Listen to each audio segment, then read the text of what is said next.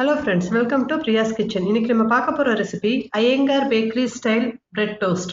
என்னோட ஸ்டைல்ல எப்படி பண்ணலாம்னு பார்க்கலாமா? இதுக்கு வந்து நான் ஒரு கேஸ்டன் கடாயில ஒரு 2 ஸ்பூன் அளவு ஆயில் சேர்த்துக்கிறேன். ஆயில் வந்து நல்லா சூடானது கொஞ்சமா வந்து கடுகு கொஞ்சம் சீரகம் போட்டு தாளிச்சுக்கோங்க.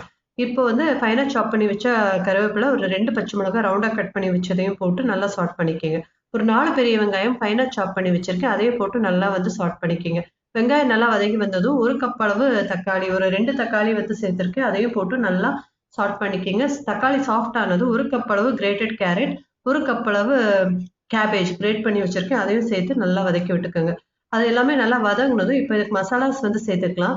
இதுக்கு வந்து நம்ம கொஞ்சமா வந்து மஞ்சப்பொடி சேர்த்துக்கிறேன். அப்புறம் 2 ஸ்பூன் அளவு சில்லி பவுடர், 1 ஸ்பூன் அளவு சாட் மசாலா, கொஞ்சமா வந்து கரம் மசாலா, அப்புறம் ஒரு 2 ஸ்பூன் அளவு டொமேட்டோ சாஸ், அப்புறம் இதுக்கு தேவையான அளவு உப்பு எல்லாமே போட்டு நல்லா வந்து இந்த பச்சை வாசம் போகிற அளவுக்கு சாட் பண்ணிக்கோங்க. இதில் எல்லா ஸ்பைசஸும் வந்து ஆட் பண்ணுங்க.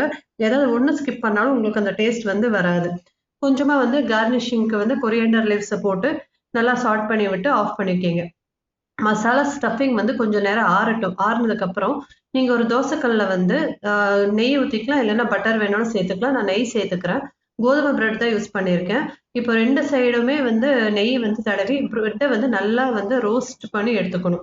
நம்ம சாஃப்டாக வந்து டோஸ்ட் பண்ணாமல் 4 பக்கமும் நல்லா வந்து முறுமுறுன்னு வர அளவுக்கு டோஸ்ட் பண்ணிக்கிங்க. ஸ்டஃபிங் வைக்கிறப்போ உங்களுக்கு உள்ள சாஃப்ட் ஆகிடும், வெளியே வந்து நல்லா கிறிஸ்பியாக இருக்கும். ஸோ இப்போ நான் 4 பக்கமும் டோஸ்ட் பண்ணதுக்கப்புறம் உள்ளே வந்து ஸ்டஃபிங் வந்து ஸ்ப்ரெட் பண்ணிக்கோங்க. உங்களுக்கு எவ்வளோ ஸ்டஃபிங் தேவையோ அந்த அளவுக்கு நல்லா ஸ்ப்ரெட் பண்ணிக்கோங்க. நீங்கள் ஸ்ப்ரெட் பண்ணி ஓப்பன் டோஸ்ட்டாகவும் சர்வ் பண்ணலாம். பேக்கரியில் பார்த்தீங்கன்னா ஓப்பன் டோஸ்ட்டாக தான் வந்து சர்வ் பண்ணுவாங்க. கொடுக்குறப்போ 2 டோஸ்ட்டையும் வந்து சேர்த்து கட் பண்ணி தருவாங்க. ஸோ உங்களுக்கு எப்படி தேவையோ அந்த மாதிரி ஸ்டஃப் பண்ணிவிட்டு நல்லா வந்து ப்ரெஸ் பண்ணி விட்டீங்கன்னா அந்த சாண்ட்விச் வந்து நல்லா வெளியே வந்து கிறிஸ்பாக இருக்கும், உள்ளே வந்து ஸ்டஃபிங் வந்து நல்லா ஒட்டிக்கும். இப்போ 2 பக்கமும் ஃப்ளிப் பண்ணி அந்த பக்கமும் நல்லா டோஸ்ட் பண்ணி எடுத்துக்கோங்க. இப்போ எடுத்ததுக்கப்புறம் இதை வந்து சர்விங் ட்ரேல வச்சு உங்களுக்கு எந்த ஷேப்பில் வேணுமோ அந்த ஷேப்பில் வந்து நீங்கள் கட் பண்ணி எடுத்தீங்கன்னா சூப்பரான வந்து ஐயங்கார் ஸ்டைல் பிரெட் டோஸ்ட் வந்து ரெடி ஆகிடும்.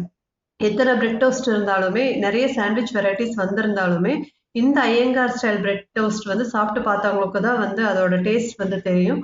இதை ஒரு தடவை நீங்கள் ஈவினிங் ஸ்நாக்ஸுக்கு ட்ரை பண்ணி பாருங்க. ட்ரை பண்ணி பார்த்துட்டு இந்த ரெசிபி உங்களுக்கு பிடிச்சிருந்தா கமெண்ட்ல சொல்லுங்க. இந்த வீடியோ உங்களுக்கு பிடிச்சிருந்தா லைக் பண்ணுங்க, ஷேர் பண்ணுங்க, சப்ஸ்கிரைப் பண்ணுங்க. தேங்க்யூ.